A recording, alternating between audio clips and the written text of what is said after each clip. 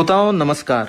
आपको याद ही होगा कि प्रधानमंत्री जी ने शहडोल जिले में एक कार्यक्रम की शुरुआत की थी और इस विषय पर हमने एक कार्यक्रम भी किया हुआ था। ये 1 जुलाई 2023 को मध्य प्रदेश के शहडोल जिले में माननीय प्रधानमंत्री जी ने कार्यक्रम किया था। आज हम बात कर रहे हैं सिकल सेल एनीमिया के विषय में और इसमें सबसे महत्वपूर्ण बात यह है कि जो शहडोल संभाग है इसमें जनजातीय जो है ये बाहुल्य है, ट्राइबल इलाका है और इसमें जो जिले आते हैं अनूपपुर, उमरिया, यहाँ पर हमारा प्रसारण क्षेत्र भी है आकाशवाणी शहडोल का और यहाँ पर हम लोग ये भी देखते हैं कि जो इस जगह को क्यों चुना गया था प्रधानमंत्री जी के द्वारा, तो निश्चित रूप से जो कि मैंने बताया है कि ये जनजातीय क्षेत्र है इसलिए यहाँ पर संभावना ज्यादा है। आज सिकल सेल एनीमिया दिवस है, जैसा आप जानते ही हैं 19 जून को हम हर साल मनाते हैं और सिकल सेल एनीमिया के विषय में हम बहुत सारी जानकारियां आपको देते रहे हैं पहले भी, लेकिन आज जो जानकारी हम देंगे वो और भी नवीनता से भरा हुआ रहेगा और भी ज्यादा अपडेट्स के साथ और भी ज्यादा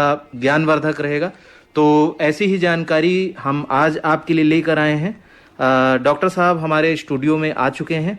आइए जानते हैं इस बार वो क्या क्या कार्य कर रहे हैं और साथ ही सिकल सेल एनीमिया से जो हमारे श्रोता हो सकता है परिचित न भी हों तो उस विषय में भी हम विस्तार से बात करेंगे। डॉक्टर साहब हमारे स्टूडियो में हैं। डॉक्टर साहब आप सबसे पहले अपना परिचय दीजिए। जी बहुत धन्यवाद। मैं आकाशवाणी का धन्यवाद करना चाहूँगा कि उन्होंने इस महत्वपूर्ण विषय पर बातचीत करने का समय लिया।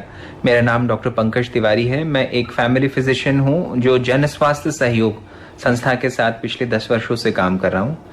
सिकल सेल का रोग जो कि हमारे इस पूरे क्षेत्र में बहुत अधिक मात्रा में पाया जाता है उस पर भी हम लोग हमारी संस्था लगभग पिछले 25 वर्षों से काम कर रही है। जी।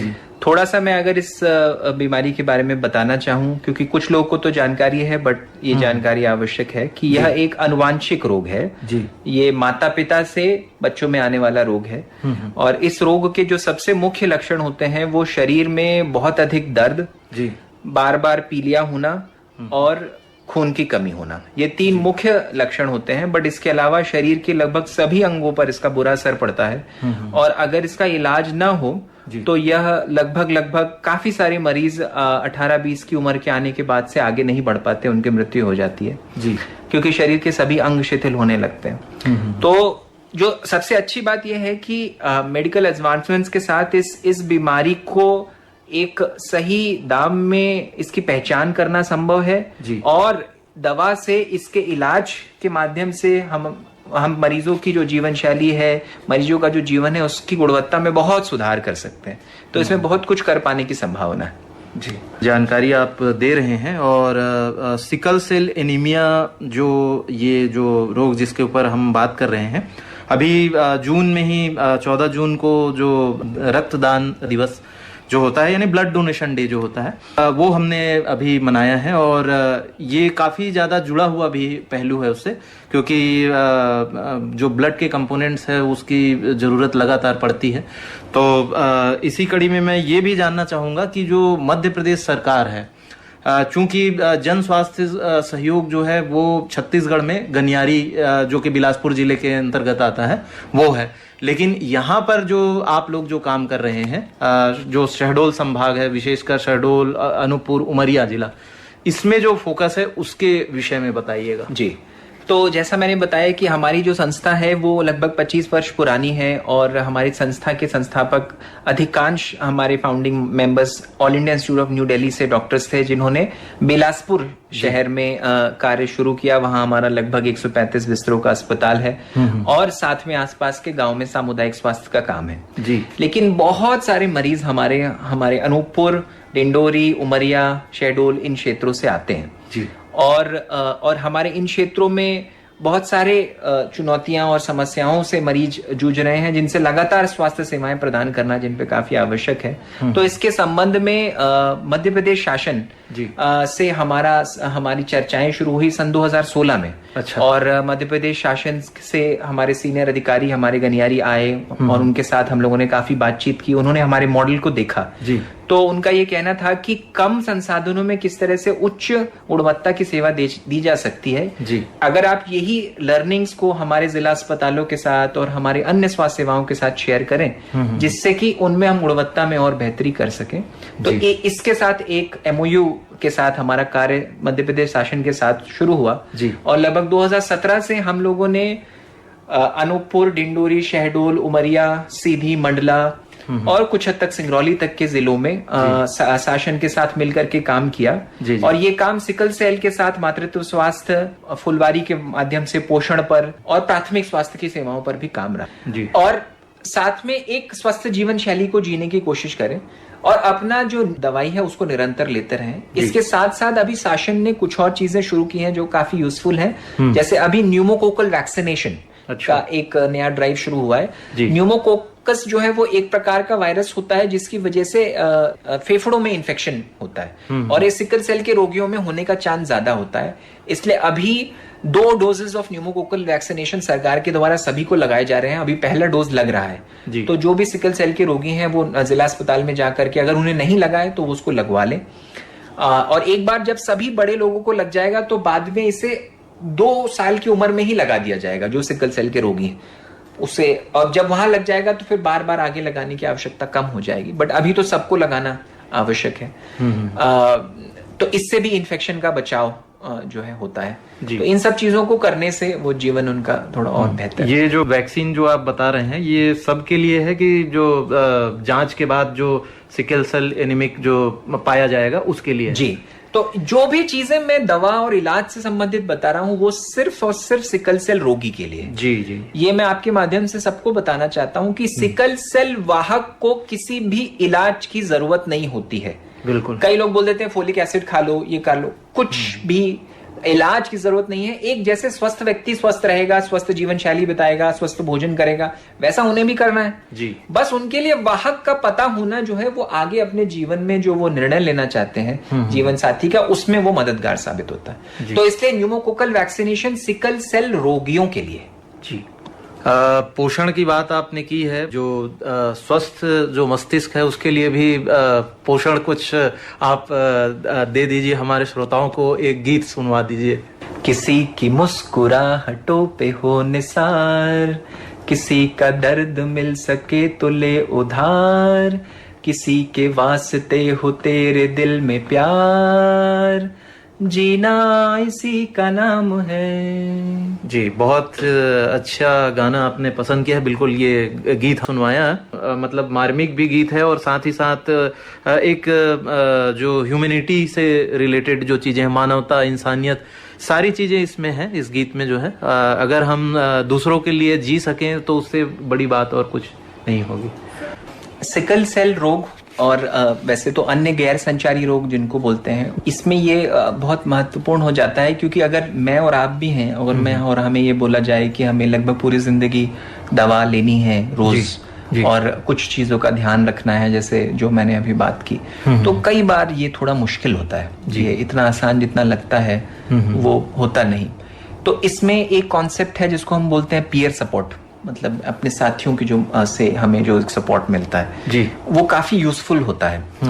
और अभी हम लोगों ने ये चीज हम अपने गनियारी के अस्पताल में काफी समय से कर रहे थे और पिछले लगभग 2018 से अनूपपुर में भी और डिंडोरी में भी, उमरिया, शहडोल में भी ये चीज शुरू की कि महीने के एक दिन जो वहाँ के अस्पताल होते थे वो रोगियों को, सबको अपने जो उनके आसपास के रोगी हैं उन्हें बुला लेते हैं और वो उसी दिन वो रोगियां जो हैं वो आपस में बात भी कर रहे हैं, अपनी कोई चुनौती है तो बता भी रहे हैं और साथ में उनका फॉलोअप और इलाज भी उनको मिल पा रहा है। इसको हम पीयर सपोर्ट ग्रुप भी बोलते हैं। ये कॉन्सेप्ट जो है क्रॉनिक बीमारियों के लिए बाहर के देशों में काफी प्रचलित है और उसे काफी प्रयोग किया जाता है। हमारे देश में और खासकर ग्रामीण और छोटे जिलों में ये उतने प्रचलित नहीं था जिसको हम लोग ये करने की कोशिश कर रहे हैं और हमने देखा कि ये एक्चुअल में बहुत पावरफुल है और बहुत यूजफुल है। अच्छा। इसको हम बनिस्बत इससे कंपेयर करते हैं कि एक मरीज जब एक ओपीडी में जाकर के अपनी दवा लेता है तो ओपीडी के समय में डॉक्टर के पास शायद बहुत कम 2 मिनट का समय हो या 4 मिनट का, जी।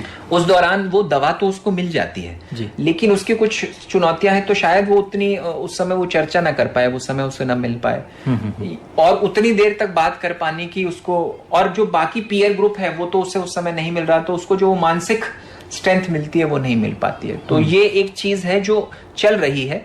तो आप सभी श्रोता जहां जहां ये हो रहा है वहां तो उसमें अटेंड करें जो सिकल सेल रोगी हैं, और बाकी जगहों पर भी जहां तक भी हमारा ये कार्यक्रम पहुंच रहा है वहां जरूर अपने नजदीक के अस्पताल में अपने जो डॉक्टर साथी हैं और अपने उनसे जाकर बात करके कि क्या हम इस प्रकार से कर सकते हैं। अब रोगी हैं, सभी लोगों को इलाज तो लेने आना ही है, तो अलग अलग दिन के बजाय एक दिन तय कर लिया, उसी दिन सब साथ में आ रहे हैं, उसी दिन उन्हें इलाज मिल जा रहा है, तो उससे जो उनको एक दूसरे से बात करने का मौका मिलेगा, ये बहुत पावरफुल और बहुत यूजफुल रहता है। जी। जो गीत आपने सुनवाया था, किसी का दर्द ले सके तो उधार, तो जो हमारे श्रोता जो कार्यक्रम सुन रहे हो वो जो भी इस दर्द से जो पीड़ित जो लोग हैं तो उनको जो है आप जरूर लेके जा सकते हैं ऐसे सेंटर्स में।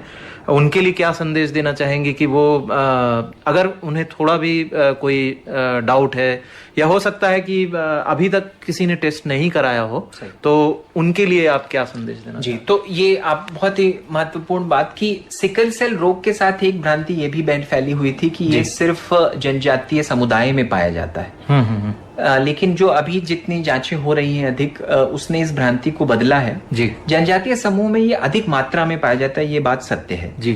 क्योंकि इस जीन का प्रेवलेंस उधर ज्यादा रहा, लेकिन अब ये अन्य समुदायों में भी हमारे जो बाकी सभी समुदायों में ये मिल रहा है। तो इसलिए अगर किसी को भी शरीर में बहुत अधिक दर्द, बार बार पीलिया होना और खून की कमी होना, ये 3 लक्षण साथ साथ मिलते हैं, खासकर नवीन उम्र में ज्यादा मिलेंगे, मतलब 5 साल, 7 साल, 10 साल, 12 साल, 15 साल, ऐसे लोगों को हम जरूर ये एडवाइस करें कि आप एक बार जांच करा लें। जांच कराने में कोई समस्या नहीं है, नजदीक में उपलब्ध है जी। और तो उसमें सिकल सेल रोग मिल पाने की संभावना है, तो उन्हें हम समझाएं और ये भी कि इससे घबराने वाली बात नहीं है, ये अगर हमें ये समस्या मिलती है तो इसका इलाज संभव है जी। और ये भी मैं बताना चाहूंगा कि अभी अनुसंधान इस पर भी काफी चल रहा है कि कुछ ऐसी नई थेरेपीज आ रही हैं जिनसे इसे जड़ से भी हटाया जा सके। अच्छा। लेकिन वो अभी अनुसंधान के अंतर्गत अधिक हैं और लेकिन हाइड्रोक्सीयूरिया हमारे पास पब्लिक हेल्थ सिस्टम में, हमारे गवर्नमेंट सिस्टम में निःशुल्क उपलब्ध है जी। और बहुत इफेक्टिव दवा है। तो इसलिए जिनको भी ये समस्याएं आए वो उनको जरूर आप ले जाएं और जांच करवाएं। जी। जो अभी तक आप लोगों ने काम किया है उसमें इस बीच में कितनी प्रगति आपको दिख रही है और कितनी जागरूकता दिख रही है, इसके बारे में भी मैं जानना जी। तो ये बहुत मतलब हार्ट वार्मिंग भी है और बहुत अच्छा भी लगता है कि हम जब 2000 जैसे मैंने बताया हमारी संस्था 25 साल पुरानी है। हम छत्तीसगढ़ बिलासपुर में स्थित हैं और बिलासपुर का जो पूरा बेल्ट है वो उमरिया, डिंडोरी, अनूपपुर, बिलासपुर ये सब लगभग मिले हुए हैं। जी। और ये सारे हमारे इसमें जनजातीय बाहुल्य इलाके हैं और क्षेत्र हैं। तो हमें लगातार मैं आपको एक चीज और इंटरेस्टिंग बताना चाहूंगा कि मेडिकल कॉलेज में मैंने एमबीबीएस में जब पढ़ा तो मुझे सिकल सेल पे शायद एक पैराग्राफ पढ़ने को मिला था। उससे अधिक मुझे सिकल सेल रोग के बारे में जानकारी या फिर कॉन्फिडेंस नहीं था कि मैं कैसे उसको ट्रीट करूं, क्योंकि सिकल सेल का जो रोग है उसकी पहचान भी पहले मुश्किल थी और ये ज्यादा जो है हमारे मध्य भारत और इधर के इलाकों में ज्यादा पाया जाता है। मेरी पढ़ाई दिल्ली में हुई तो मुझे वो बहुत सीखने को ही नहीं मिला। मैं जब अपने गनियारी अस्पताल में आराम करने आया, जब मरीज को भर्ती देखा, उसकी तकलीफ को देखा, तब मैं सीख पाया। तो इसलिए मेडिकल प्रोफेशन में भी सिकल सेल रोग को अधिक सीखने की आवश्यकता है, डॉक्टर्स में भी। ये एक काफी इंपॉर्टेंट चीज है कि हम इसको और सीखें, जानें और इस रोग को कैसे हम अपने समाज में बेहतर तरीके से एक नियंत्रित कर सकते हैं। एक प्रकार से सबकी जानकारी जब होती जाएगी धीरे धीरे तो हम उसको पे नियंत्रण पा सकते हैं। जैसे सिकल सेल मिशन का जो एक टारगेट है कि 2047 तक हम एक अच्छी प्रगति कर सके जी। तो 2018 से जब हम करते गए काम तो हमने देखा कि शुरू में तो इसके बारे में मेडिकल प्रोफेशनल्स और हेल्थ वर्कर्स में भी जानकारी की बहुत कमी थी। तो सबसे पहले हमने उनके साथ काम किया, डॉक्टर्स, नर्सेस, लैब टेक्नीशियंस, लगातार उनको ट्रेनिंग करना, उनके साथ काम करना कि उनकी जो जानकारी है वो पहले एक बेहतर लेवल तक आए जी। उसके बाद फिर समुदाय के साथ इंगेज करना। तो और फिर जब सिकल सेल मिशन लॉन्च हुआ तो उसको एक बहुत ही अलग बूस्ट भी मिला, क्योंकि अन्य जनजातीय कल्याण विभाग, महिला बाल विकास विभाग, पंचायत विभाग, ये सब भी इसमें रुचि लेकर के आगे आने लगे और उन सब का भी इन्वॉल्वमेंट हुआ कि किस तरह से हम इसकी जागरूकता को और बढ़ा सकते हैं जी। तो अभी की स्थिति ये है कि काफी सारी सिकल सेल जांच जो है समुदाय तक हो रही है, पहुंच रही है और लोगों में जागरूकता भी बढ़ी है। लेकिन मैं यहाँ पर एक चीज जिसको बहुत ध्यान से अपने पूरे समुदाय को बताना चाहूंगा, अच्छा, कि उसके साथ अभी कुछ हद तक भेदभाव भी हो रहा है और ये इसके लिए हम एज अ समुदाय ही रिस्पॉन्सिबल है। हम सबको इसके लिए रिस्पॉन्सिबिलिटी लेनी होगी कि हमारा कोई भी व्यक्ति जो सिकल सेल से पीड़ित है, सिकल सेल वाहक है जी, उसको भेदभाव नहीं उसको फेस करना पड़े। बिल्कुल। ये कि हम ये बोलते हैं कि हम चाहते हैं कि वाहक आइडेंटिफाई हो जाए जिससे कि वो शादियों में निर्णय ले सके, इसके बनिस्बत उल्टा हो जाए कि अब ये पता चल गया कि ये वाहक है या ये रोगी है तो अब शादी ही ना हो। अच्छा। ऐसा नहीं होना चाहिए और इसके लिए हम एज अ समुदाय रिस्पॉन्सिबल है, हमें ये काम करना होगा। शासन तो अपनी तरफ से जानकारी ही दे सकते हैं, शासन जानकारी दे रहा है, समुदाय को आपस में बैठना होगा, समुदाय के जो नेतृत्व के लोग हैं उनको बैठ के इस बात को समझना होगा और अपने लोगों को समझाना होगा।